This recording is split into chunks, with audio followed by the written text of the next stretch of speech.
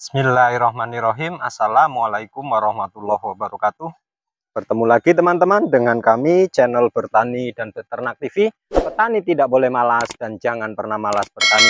Baik teman-teman ya, alhamdulillah ya, usia jagung kami hari ini tepat di 51 hari pasca tanam ya. Alhamdulillah ya, pertumbuhannya cukup baik ya, cukup bagus ya. Minta doanya teman-teman, mudah-mudahan ini bisa sampai selesai dan hasilnya maksimal. Saya doakan ya, punya teman-teman juga semua ya, apapun tanamannya mudah-mudahan hasilnya maksimal ya, terus kemudian mendapatkan harga yang bagus ya. Baik teman-teman ya, hari ini saya akan membahas tentang teori sistem tanam semi organik ya. Baik teman-teman ya, untuk tanaman jagung ya, usahakan untuk kita para petani ya menggunakan sistem semi organik ya.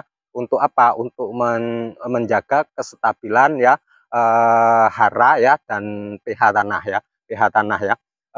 Untuk tanaman jagung ya teman-teman, ketika itu lahan bukaan ya, kita bukaan baru ya. Artinya ketika sudah lama ditanam sawit misalkan misalkan tanaman karet ya, yang di sana humus masih melimpah ya. Terus kemudian kita nggak menggunakan kompos ya sebagai pembenah tanah ya. Ketika kita tanam jadi ya teman-teman, jadi ya, kita hanya menggunakan kimia saja hasilnya akan maksimal ya. Tapi kalau kita tidak menggunakan organik ya, lama kelamaan tanah tersebut tentunya akan terdegradasi karena apa? Karena terlalu banyak menggunakan kimia itu akan meninggalkan racun ya, yang secara berkala akan merusak daripada kestabilan unsur pH dan hara ya. Oleh karena itu ketika kita menanam jagung ya, harus dua yang harus kita lakukan. Yang pertama kita harus menggunakan organik ya, baik menggunakan kompos ya, menggunakan pupuk organik ya, ataupun menggunakan kohe ya, kotoran hewan ya. Yang bagus itu kalau sampean benar-benar pengen hasilnya maksimal itu 3 sekaligus atau minimal 2 ya, sapi dan ayam ya, atau sapi, kambing dan ayam ya. Karena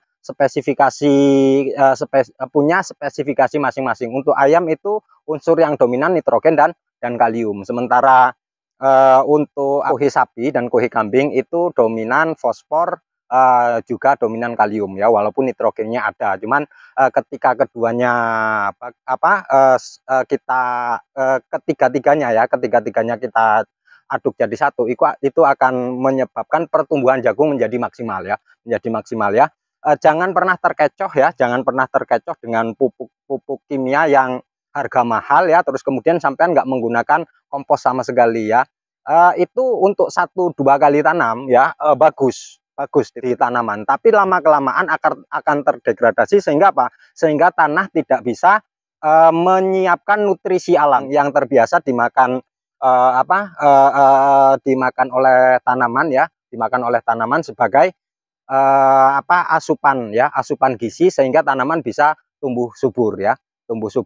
Makanya keduanya harus saling melengkapi ya. Kalau kita menggunakan organik saja untuk tanaman yang kita tanam, asal kalau dia bukan jagung manis, itu tidak akan maksimal teman-teman ya.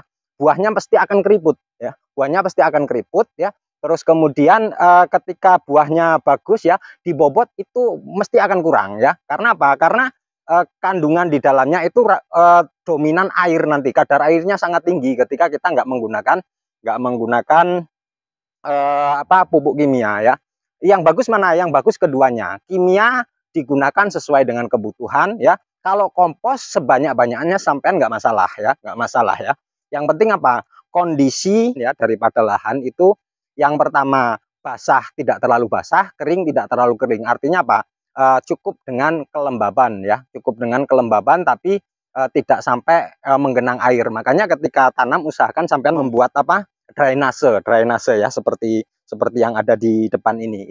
Ini ketika nanti antisipasi ketika nanti curah hujan terlalu tinggi ya, ini buat lewat air dari tengah keluar ya. Nah, itu yang biasa kami lakukan ya, apalagi kalau tanahnya di daerah persawahan ya, itu tentunya membuat bedengan ya, sekitar 80 ya, 80 sampai dengan 100 ya. Terus kemudian untuk satu bedeng ya, untuk satu bedeng itu ditanam 2 sampai 3 baris ya. Tinggal kita mau menggunakan jajar legowo berapa ya, jajar legowo berapa. Secara keseluruhan alhamdulillah ya teman-teman, pertumbuhannya bagus dan yang sudah yang normal pertumbuhannya, karena ini memang terhitung praktis ya 23 hari tidak kehujanan ya, pasca usia 20-an hari ya, 20-an hari. 17 harian lah ya, 17 harian sampai dengan usia hampir 40-an itu tidak kehujanan ya, praktis sekitar 23 hari ya saya hitung ya. Hanya ada mendapatkan dua kali gerimis ya, 2 kali gerimis. Tapi alhamdulillah masih bertahan ya teman-teman.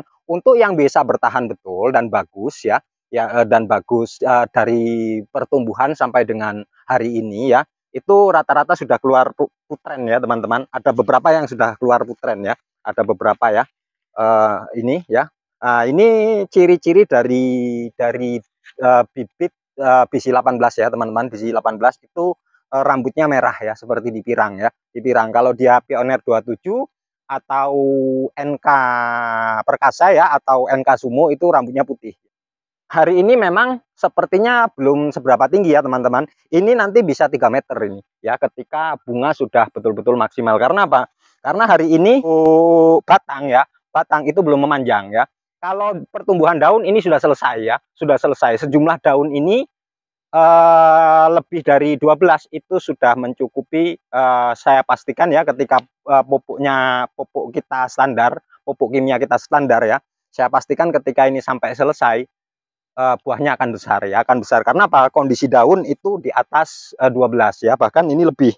Yang di pinggir sini ya, 1 2 3 4 5 6 7 8 9 10 11 12 13 14 ya, 14 ya, 14. Ini yang tidak seberapa tinggi ya. Kalau yang tinggi ini saya pastikan lebih ya. 1 2 3 4 5 6 7 8 9 10 11 12 13 14 ya, 14 ya teman-teman ya, 14 ya, jumlah daunnya ya. Kalau 14 itu sudah mencukupi ya. Bahkan di sebelah sana itu ada yang sampai 16 17 18 ya, 16 17 18 ya. Dan itu saya pastikan ketika nanti sampai berhasil itu yang akan maksimal ya, itu yang akan maksimal.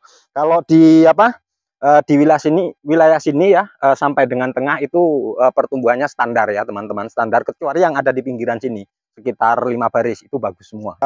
Jangan lupa ya, kita kalau tanam jagung ya, jangan terlalu berlebih menggunakan kimia. Terus kemudian jangan lupa kita selalu menggunakan kompos untuk pembenahan tanah secara berkala ya. Saya pastikan ketika sampean tanpa kompos ya, secara berkala tanah akan terdegradasi dan tanah akan menjadi tandus, sehingga seberapapun pupuk yang sampean nanti pakai ya untuk di tahun-tahun 2, 3 sampai 4 tahun ke depan itu tidak akan berpengaruh signifikan terhadap tanaman jagung. Karena apa? Kondisi tanah kalau bahasa kita sudah ledes ya, atau terdegradasi ya. Nah, itu akan menyebabkan pastinya kita akan merugi ketika kita nggak menggunakan perbaikan tanah secara berkala. Baik, tetap ikuti channel kami, channel Bertani dan Beternak TV. Petani tidak boleh malas dan jangan pernah malas bertani. Akhirul kalam, billahi taufik wal hidayah. Assalamualaikum warahmatullahi wabarakatuh. Ya, teman-teman, alhamdulillah ya. Nah, ini sudah mulai keluar putren ya, cuman masih kecil. Terus kemudian untuk yang di sebelah sana ya, secara keseluruhan sudah berbunga ya, teman-teman. Nah, itu sudah mulai produksi buah ya. Putren sudah besar ya, sudah mulai keluar rambut ya. Nah, itu ciri-ciri bahwa produksi buah mulai dilakukan ya. Nah, ini ketika dilihat dari bawah ya teman-teman, agak ada rumputnya ini, nanti bisa kita cabutin pelan-pelan ya, sembari kita fungsikan untuk makan ternak ya, ini buat kambing. Baik, cukup sekian review video kita hari ini. Selamat sore, selamat beristirahat. Petani Indonesia, petani hebat. Anda semua luar biasa.